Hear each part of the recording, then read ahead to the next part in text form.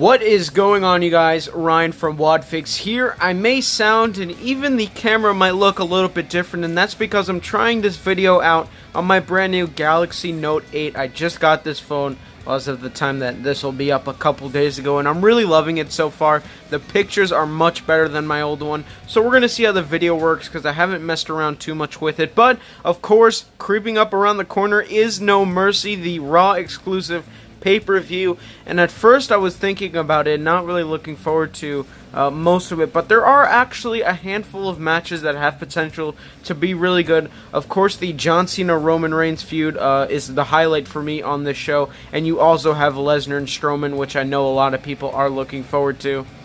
There's potential here to be a very good show, but I'm going to go into it with low expectations, as I suggest everybody does, because how many times have we been disappointed in the past? But that's enough of this.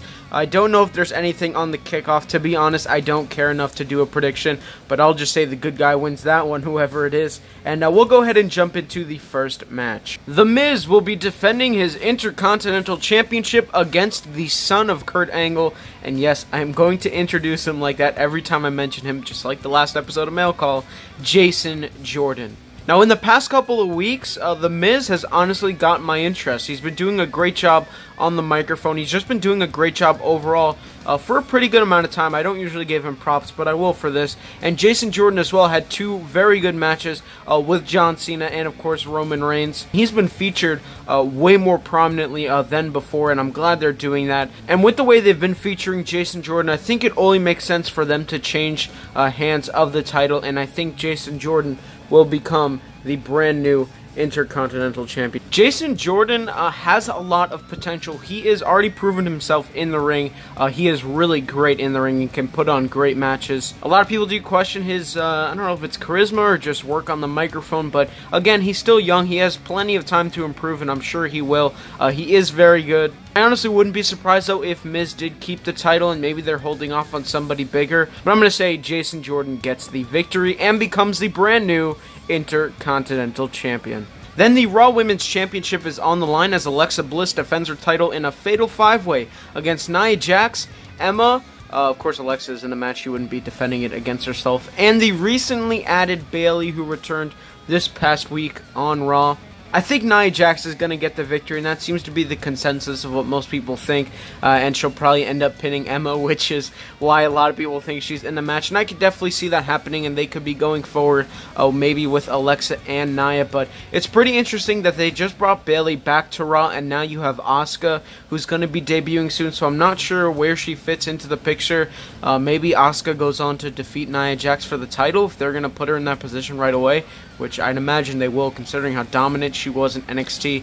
I'm honestly not that interested to see this match. I think the women in general have just declined a little bit since the shakeup and even the draft even happened.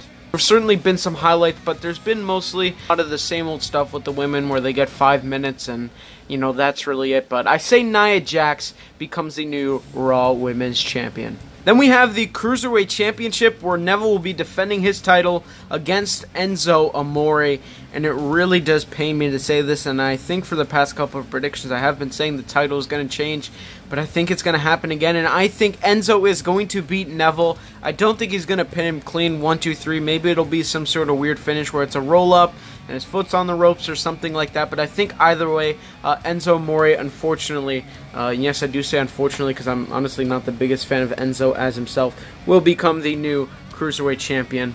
I remember there was that Photoshop going around of the leopard print Cruiserweight title, and, well, I don't think that's going to happen. I think Enzo definitely will become the new Cruiserweight Champion, which sucks because Neville has honestly been really good for a really good amount of time, and he's been on top of the Cruiserweight division, and it's really only one of the reasons why it's still talked about and why 205 Live is kind of relevant. So I think Neville will be fine after this, and maybe he will be out of the title picture for a little bit, but I think Enzo is going to become the new Cruiserweight Champion.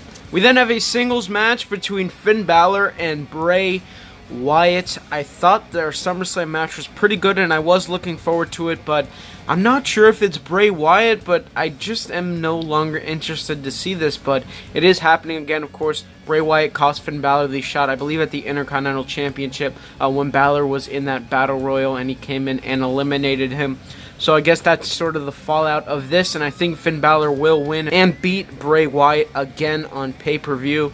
It's sort of weird to see where Finn Balor is right now because he still does have the fans behind him, but he sort of had a big drop-off coming from fighting for the Universal Champion, obviously got injured, to coming back and doing what he is doing. Now, granted, he was in that Fatal 5-Way to determine the #1 contender for the Universal Championship, but I feel like he should be getting more opportunities in the future to prove that he is a main eventer, because Finn Balor is not a guy who should be in the mid-card for the long term. He is extremely great. He proved it in NXT and even beforehand that he deserves to be in the main event picture. So I don't know if they're going to be changing up the roster soon, because I think Finn could definitely benefit to going to SmackDown with guys like Strowman and Roman and Lesnar on top right now on Raw. I don't think there is going to be an opening for Finn really anytime soon, although I hope there is.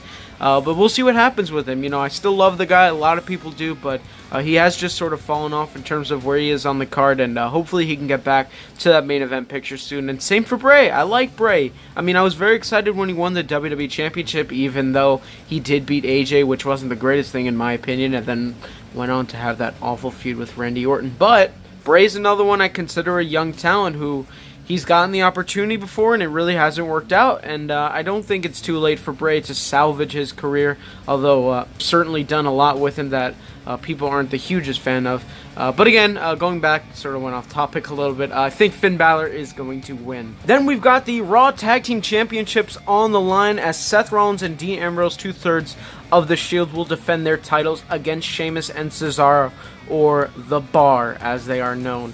And I've been loving Rollins and Ambrose together, and I hope it goes on for longer, although I know long-term this probably isn't going to last, and it will probably end with them in a feud against each other, with Ambrose turning, I'd imagine, which I've said since the beginning of when this first started and they got the opportunities for the titles, but I do think they are going to win. I don't think they're going to take the titles off them right now, so I say they do beat Sheamus and Cesaro. As for next who's in line, I believe the Revival is still injured. I mean, they could go forward maybe with the Club against Ambrose and Rollins, which they've sort of been teasing. The Hardys they could do. I would imagine at some point, since the Hardys are still around, they are going to do a TLC. And if you throw Ambrose and Rollins in that match, which I'm sure they will be, that's going to be incredible. So I'm going to say Rollins and Ambrose hold on to the titles. And I'm not sure what they'll be doing with Sheamus and Cesaro, but I'm going to say these guys retain. Then we have the match that I'm most personally looking forward to seeing, John Cena versus Roman Reigns. Now, it's been rumored for months that the main event of WrestleMania was going to be Reigns and Cena, and I personally wasn't looking forward to that, but since they started this feud, they put a spin on it where they've added these elements of realism in their promos. It does make me very excited to see how this match is going to play out, although I do think it is pretty predictable, and I think Roman Reigns is going to beat John Cena in the ring. It is not clear whether this is a long-term feud or this is just a one-off. I would imagine that if Roman beats Cena just clean, it would be a one-off, and Cena might be taking time away or maybe even going to SmackDown. But I think they can have a very good match together. I mean, you look at who both of these guys over the past few years have had great matches with. Guys like Seth Rollins, Kevin Owens, AJ Styles, of course, they've both had amazing matches with. I think they should blend well together. I really also hope they do. This is one of the only things I'm very, very excited for, and I have high expectations for. I know they can put on a great match, and I think they will. But one of the biggest rumors flying around is the return of a potential dead man where the lights go out like this and then they come back on. And then look at that, The Undertaker is back yet again, and I'd imagine if he is returning, at first they'll plant the seeds that he's going after Reigns to get his revenge for WrestleMania, but maybe he's just going after John Cena. Now, you can go back on my channel a couple of months ago, maybe even a year. I'm not sure if it was before WrestleMania 32 I was talking about it. I know on my Instagram I definitely was. I was a huge advocate for seeing The Undertaker versus John Cena. I think as of now it is one of the biggest blown opportunities for a dream match in terms of superstardom. I mean, you've got two of the greatest of all time here in The Undertaker and John Cena, but as of now, I really don't want to see it. I don't want to see Undertaker come back. As much as he is one of my favorite wrestlers of all time, it is not the same.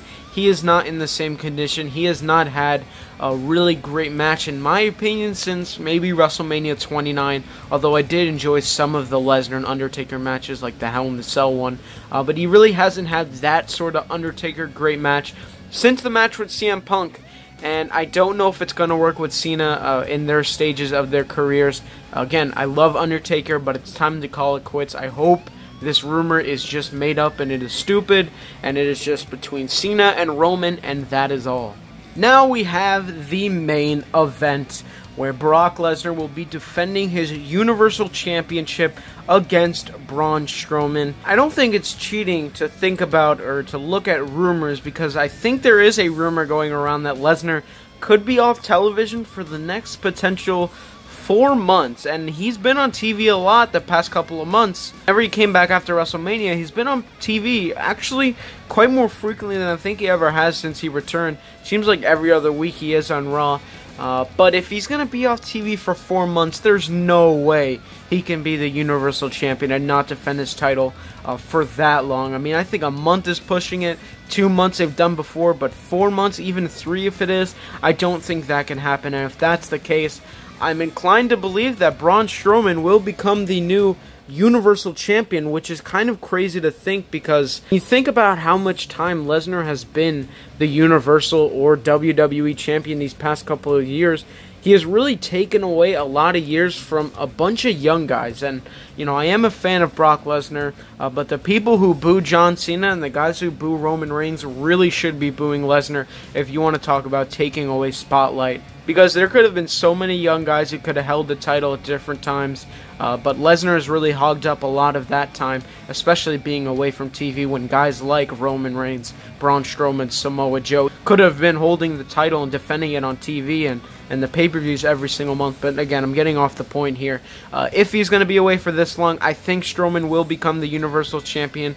That is my guess. I wouldn't put it past them for them to keep the title on Brock, even if he's going to be gone for so long. I'm really conflicted. At the end of the day, though, I'm going to say that Braun Strowman will finally become the Universal Champion, like I predicted he would at SummerSlam, but I was obviously wrong, and their match should be a really good brawl. That's going to do it for No Mercy.